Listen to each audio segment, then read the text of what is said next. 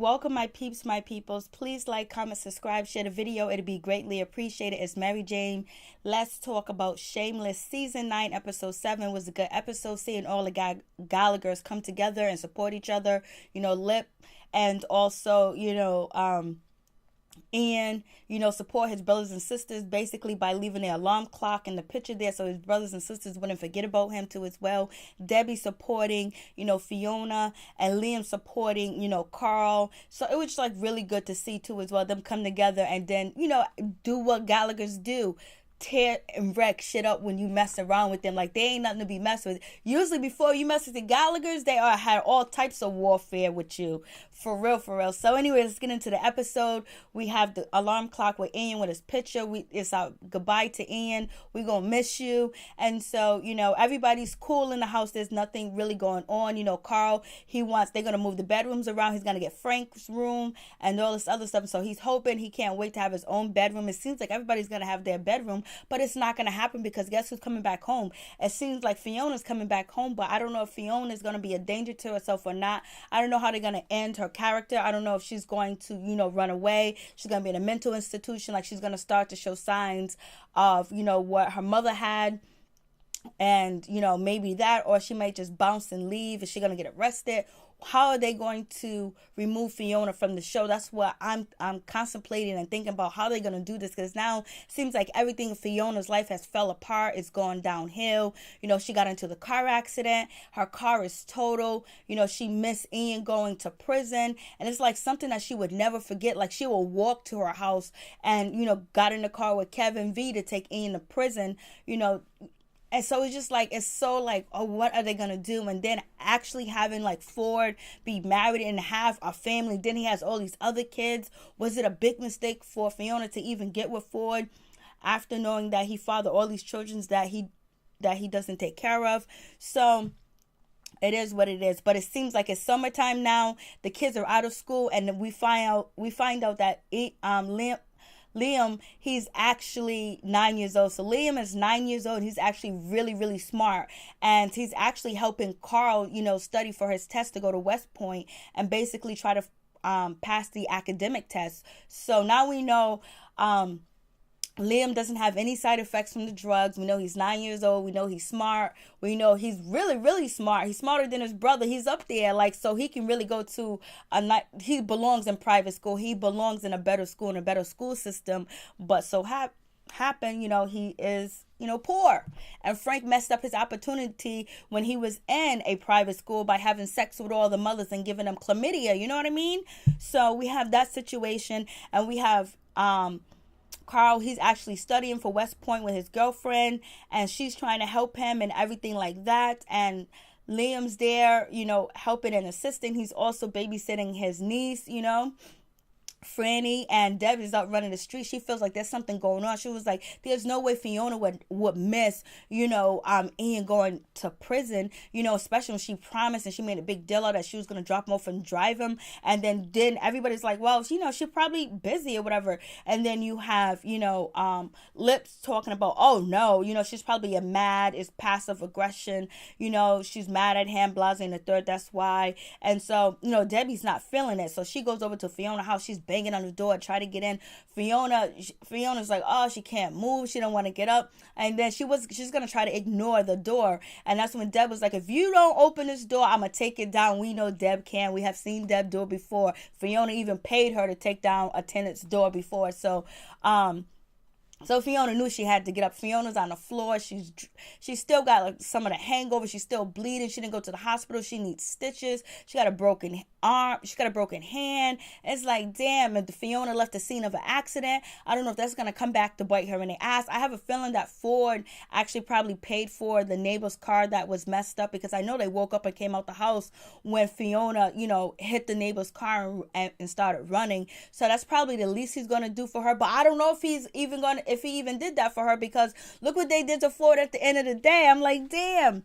And so Deb finds out what's going on with Fiona, and so she was like, "We got to get to the hospital." It's like Deb is being the adult, Deb is being the grown up. Deb has really matured to it. So even though she be doing some dumb shit with Alex, and then I know she kind of judging, but not really judging, because we know last season she was on ecstasy, she was on some psycho drugs, chilling with Franny in the car and shit like that. But she has matured. She make mistakes. So they're showing us that all the relatives, all the brothers and sisters make mistakes, but they pick each other up when they fall, and that's what I miss about, the Gallaghers this season so far. But it seems like we're getting there, but we lost, Ian, and we're about to lose Fiona, so I don't know how they're gonna do this. So, they go to the hospital. Fiona had to pay $800. She got the cash. She got stitches and everything like that. And now she's going to pick up her car. Her car is totally totaled. Debbie was like, oh my God, we got to find out. Did you report the accident, whatever, so you can get your money back? Insurance will cover it. And then Fiona was like, Debbie, it was me. She was like, what do you mean it was me? It was me.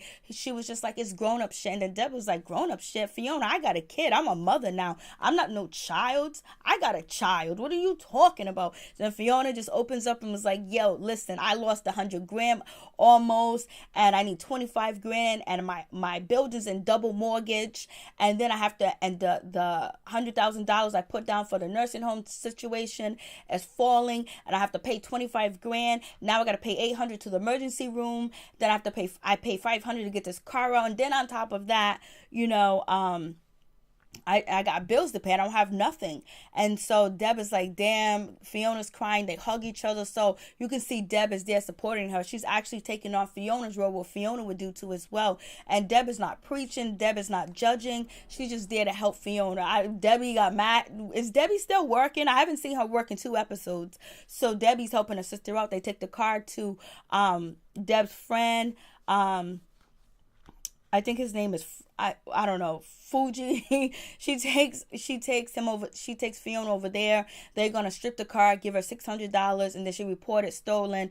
And then basically, hopefully, she can get her money back. So hopefully, the neighbors where she hit the car at, they got the license plate. They probably ran it, but she's gonna report the car stolen. So that means that Fiona's not liable for it unless Ford or his wife say something about it.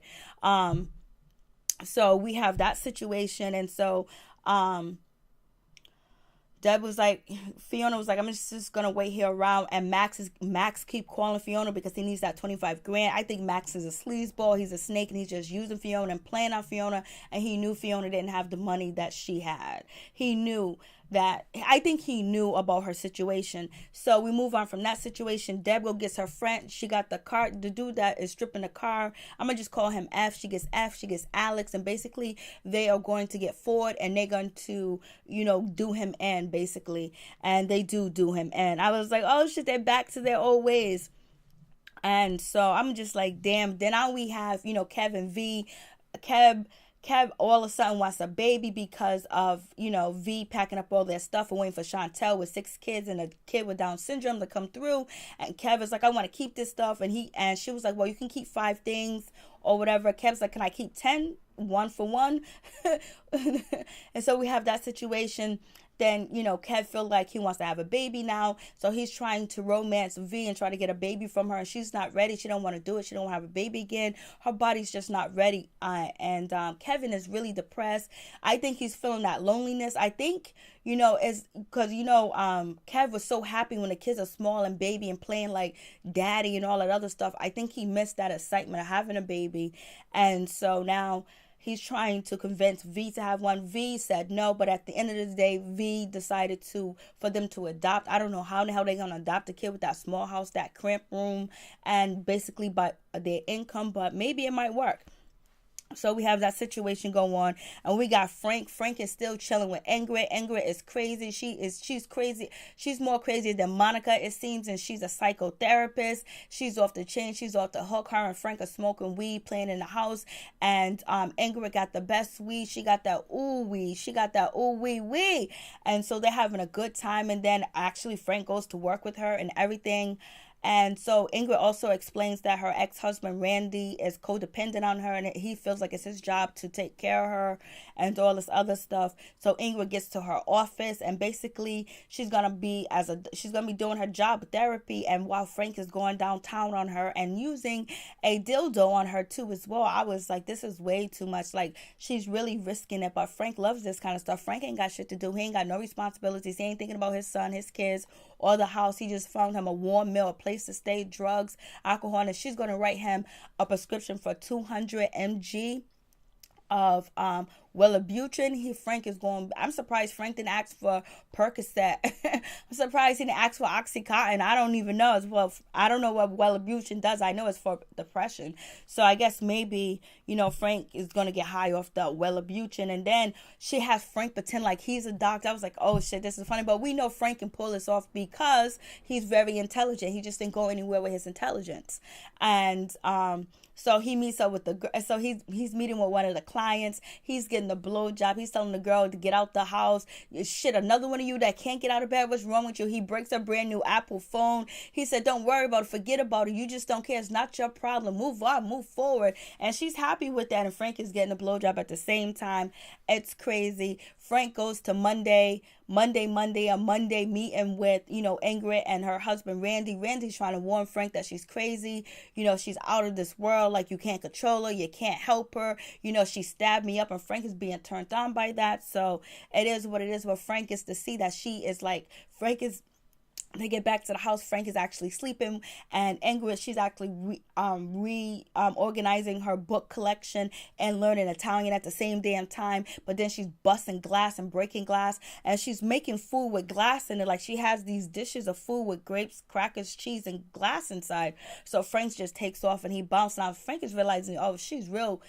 There's nothing he can really do. But Frank is gonna stay around because Frank is gonna stay for the road, and it is what it is. And he also convinces her ex-husband Randy to actually go on vacation and leave Ingrid alone and live his life, so Frank can basically take over both of their apartments, get the money he can get the drugs he can get, and use them as long as he possibly can before they realize Frank is a leech and you don't want to be in his company. But Frank is having a good damn time, and he's making Ingrid feel happy, making him feel normal and accepted. And also he made Randy happy because Randy can finally go to Mount Fuji. So it's all good with that situation.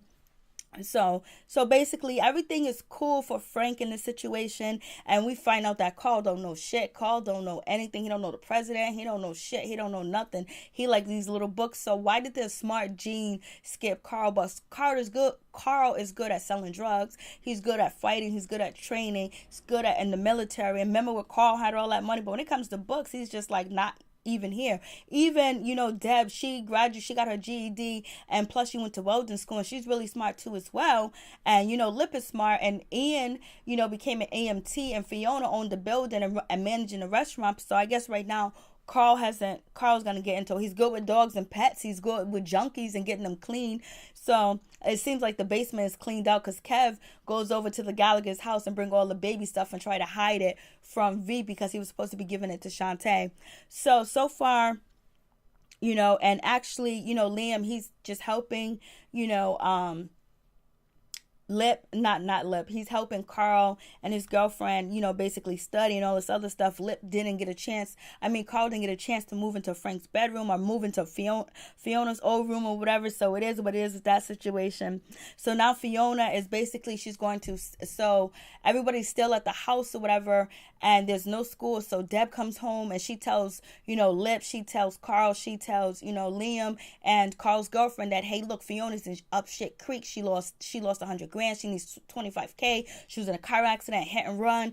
She's bruised up. So Lip is going to go find, his sister Fiona. And then he got a baby christening to go to as well. And that's when Debbie gets her friends, and basically they kidnap, Ford, and they post a sign of Ford. OMG, what an asshole. And they got his pants down, and it's showing to the whole wide world. People are video recording it and taping it. And he has a prestigious, type of reputation, especially in architecture and, wood making and buildings and things like that. And he's been made a fool of, and I don't know if he knows who's actually put him out there, but now he's gonna know. And Fiona, she talks to Liam. She tells Liam that she's selling she's selling her apartment building. He was like, no, you don't have to do this. And she's about to open her medication. So she's popping pills and she's drinking alcohol at the same time. So she gets home. She has an open house. She got wine out there. She's drinking the wine. We know she's popping pills. So Fiona's going to have a problem. Or her popping pills and drinking is going to end up doing something else destructive to her. So she got the open house, and guess who comes through? Max. Max comes through. Fiona tells him what's going on. He was like, you know what? Maybe I could buy it. And so he was like, how much do you want it? She was like, I owe $292,000. And he goes, you know what? For the both mortgages, you know what? I'll give it to you, and you'll have a clean credit. She was like, Paul, I won't have any money in the pot. I won't have anything. And he was like, and I'll cover the $25K that you owe me. And she was like, well, I would be dead broke. And he was like, well, realize you have your credit. It does make sense too as well, but I think she should get a second opinion. But she needs the $25,000 and she needs to please him. But also, I don't know if that $100,000 is just going to be lost and gone. But how's Fiona going to be able to pay double mortgages while she's working at the at Patsy's? How's she going to be able to pay the mortgage? Because she was hoping that this building would fall through with the $100,000 that she spent.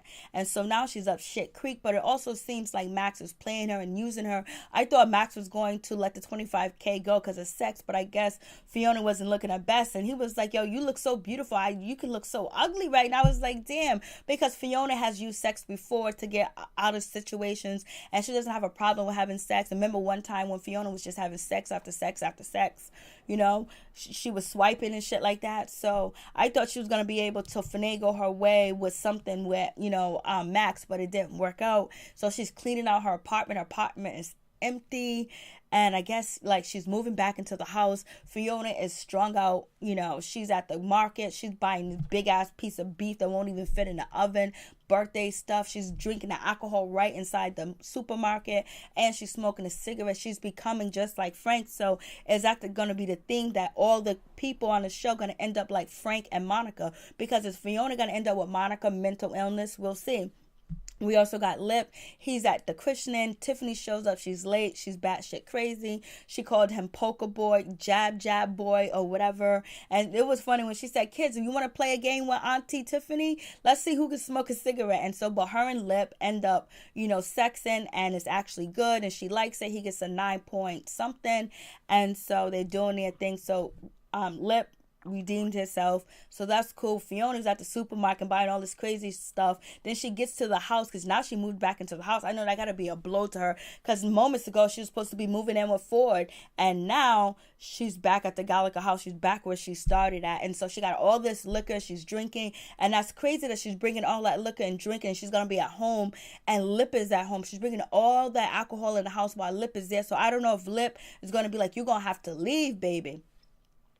Or Fiona, is Fiona going to trigger Lip to be drinking again? What's going to happen with that situation? And also Lip is, chilling with Jason, his client, basically he's his sober coach or whatever, sober coach. And he lost his child. So that's sad too as well. Tiffany didn't give a damn. So moving on from that, what is Fiona going to trigger Lip? She brought 3 gallons of clear, nasty ass vodka. Her liver's gonna be turning upside down. So, and it was crazy that Fiona's dog didn't want to come with her. Her dog actually stayed at the house. He ran up the stairs. I thought Fiona, if she would have followed the dog, he would took her to a secret a secret, space inside the house or area where there's some treasure, and Fiona gets $100,000, and because it's TV and shit. But it doesn't work. The dog didn't lead her anywhere. Only thing he did was just leave Fiona. And so Fiona bounces. She gets to the house. She's setting up the part birthday hats and cake and liquor, and she's smoking, and the music is blasting. She's not even considering that her nieces are up there. Liam is up there. But Carl's there with his girlfriend. Carl and Debbie just be having all types of people sleep over. So she wakes them up or whatever, and then that's when Deb comes in the house. She's like, Fiona, I got a surprise for you. And she brings Fiona across the street from Patsy. Then there's a big board. what's his name? Ford is hanging out, his head is hanging out the board, his arms is out, and then in the back of it showing his whole butt right there. This man is an asshole. And then his butt is showing, and everybody's laughing, and Deb sees it. I mean, Deb already knows what happened. Liam sees it, Lip sees it, and Carl's girlfriend sees it too, and Carl, and and Lip is there. They're all happy, and they got paintball guns, they got paddles to shoot him in the ass. Fiona starts shooting him in the ass, just shooting him.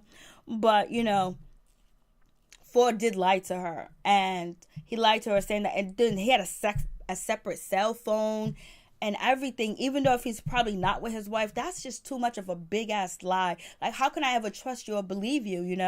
And plus the way that she found out, and she found out when she was intoxicated, and then knowing that she has to owe this 25 grand. So it was just too much emotion going on for Fiona to actually sit down and actually to hear out what Ford had to say. But Ford's getting shot in the ass.